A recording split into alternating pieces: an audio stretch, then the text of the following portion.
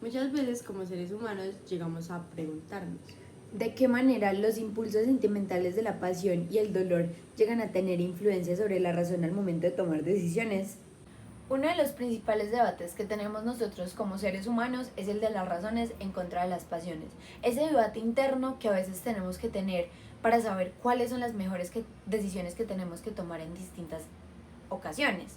A veces no llegamos a buscar y encontrar un equilibrio adecuado entre estas, haciendo que sea mucho más difícil resolver los diferentes conflictos que tenemos en nuestra vida. Viéndolo desde esta perspectiva, la respuesta que tenemos ante las situaciones llega a ser un punto relevante en nuestra vida, respectivamente en cómo interactuamos con los demás y qué hacemos al momento de tomar decisiones en donde se ven implicados el bienestar de nuestros sentimientos y los de los demás. Muchas veces tenemos que tomar decisiones que nos perjudican y algunas otras tenemos que perjudicar al otro, pues resulta siendo la opción que al fin y al cabo más nos beneficia a nosotros mismos. El verdadero problema radica en cuando sé que voy primero yo y cuando sé que va primero el otro, entender el contexto y la situación, y como se mencionó en un principio, tener un debate interno adecuado entre la razón y la pasión, que permita desarrollar un equilibrio dependiendo de aquello que produce el debate. Todo esto es algo que también podemos llegar a ver reflejado en la literatura, como por ejemplo las tragedias. Dos ejemplos claros de esta situación son Edipo y Medea. Dos conflictos totalmente diferentes, dos tomas de decisiones también que son muy diferentes, pero que tienen un punto en común, y es en qué momento escogemos nuestras pasiones sobre nuestras razones, en qué momento somos capaces de diferenciar estos. Y son dos personas que llegan a tomar decisiones a través de lo que les manda su corazón, mostrándolo desde perspectivas totalmente diferentes, pero que ambas llegan a cometer errores por esto. Hablar desde el dolor profundo, sin razón y sin buscar cuál es la salida más viable a nuestros problemas siempre ha predominado como una característica y factor protagónico en el comportamiento del ser humano. Es tan simple como poner a Medea de ejemplo, pues ella, tras haber amado tanto, por el dolor que las consecuencias que ese amor le produjo, fue capaz de lastimar a todas las personas que alguna vez amó, un debate interior que se desarrolla en diferentes momentos de la obra, como es posible verlo en la siguiente cita, abro comillas. Oh malditos hijos de una madre funesta, pereced con vuestro padre, que sucumba todo su linaje. Cierro comillas, página 6. llegó a pasar por encima de su familia, de sus esposos, de sus hijos y de aquellas cosas que ella misma llegó a considerar principios que no debería vulnerar en su vida, únicamente por todos los impulsos pasionales que le llevó esa venganza y ese dolor que ella llegó a sentir por todo lo que le aconteció. Entonces, como consecuencia podemos ver que el debate de Medea no es únicamente entre su razón y su pasión, sino que hace referencia a esa parte racional y también a lo que ella quería, pues realmente matar a sus hijos y cometer todos los actos que estaba haciendo iban parcialmente en contra de su voluntad, pues por el amor que ella tenía. En diferentes partes del libro se puede ver el debate interior que tenía entre matarlos o no y lo duro que le dio tener que matar a sus hijos únicamente por ese dolor que es la contraparte de esa parte de racionalidad y lo que ella realmente quería, por ese dolor, esa impulsividad y esa pasión que sentía de mostrar venganza y de cobrar venganza por todo aquello que le habían hecho, que hizo que cometiera acciones tales como la de asesinar a sus hijos, asesinar al rey, asesinar a la hija del rey, y que por lo tanto pues la llevó a ese debate que se ve a lo largo de la obra. Es posible ver el debate que tenía Medea dentro de sí misma con respecto a matar a sus hijos en diferentes partes de la obra, tales como se muestran en la siguiente cita. Abro comillas. De todos modos tienen que morir, y puesto que deben perecer, yo que los di a luz, yo debo quitarles la vida. Vamos, ármate corazón. ¿Por qué demoras la acción terrible y necesaria? Vamos, mísera mano mía, empuña la espada, empúñala. Adelante hacia la meta lamentable de una vida. No te acobardes, no te acuerdes de que los amas tanto, de que les diste la vida. Al menos por este corto día olvídate de ellos. Después, llóralos, porque aunque les diste la muerte, siempre te fueron caros. Cierro comillas, página 39. Algunos hemos sido expertos en reprimir nuestras emociones, y no nos referimos a no contarlas, no decírselas a los demás, sino llegando a un punto en el que somos capaces de hacernos daño a nosotros mismos o a los demás.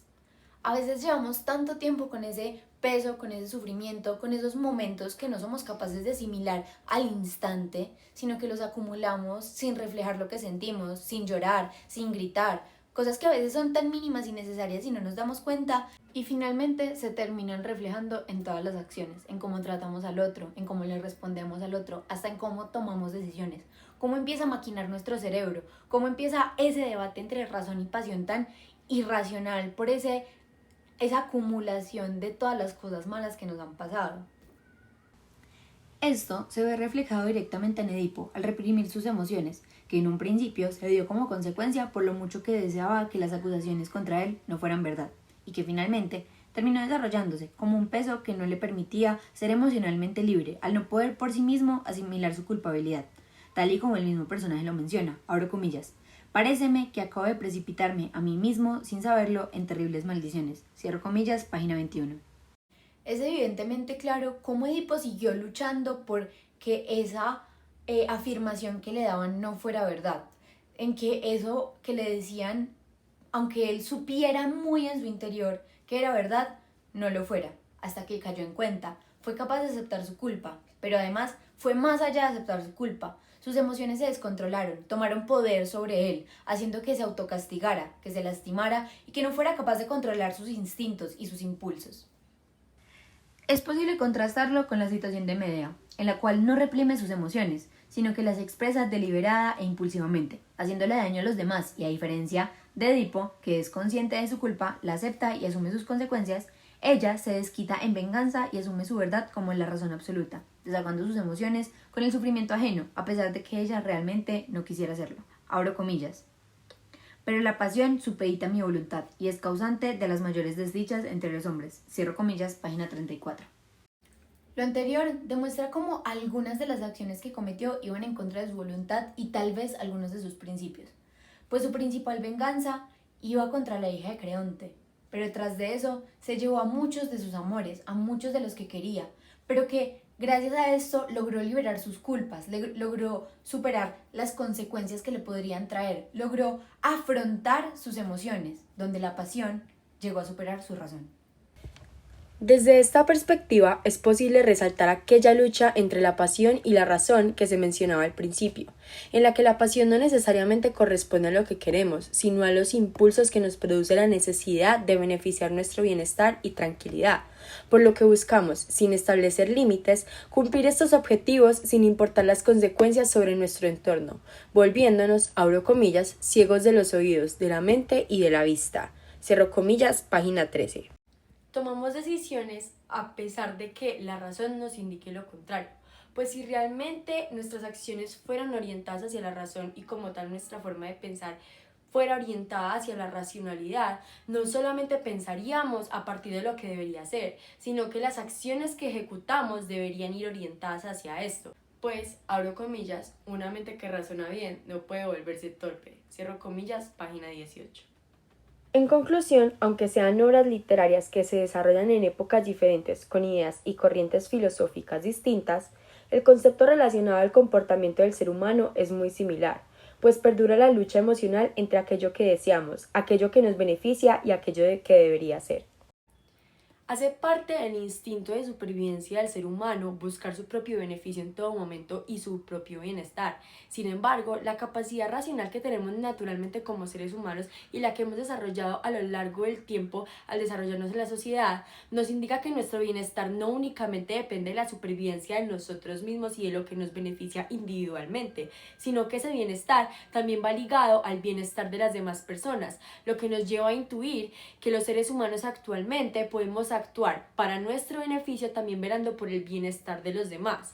Edipo y Medea son un ejemplo directo de cómo asimilamos las situaciones retadoras en nuestra vida y la respuesta impulsiva, ansiosa y deliberada a la que recurre el ser humano como su primera reacción ante aquello que le acontece.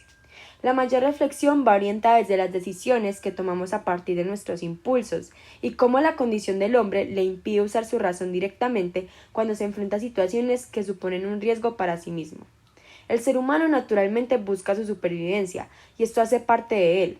La verdadera cuestión radica en cómo busca la supervivencia y cómo su razonamiento y forma de actuar impacta en él independientemente de cómo se libere y a qué acciones recurra.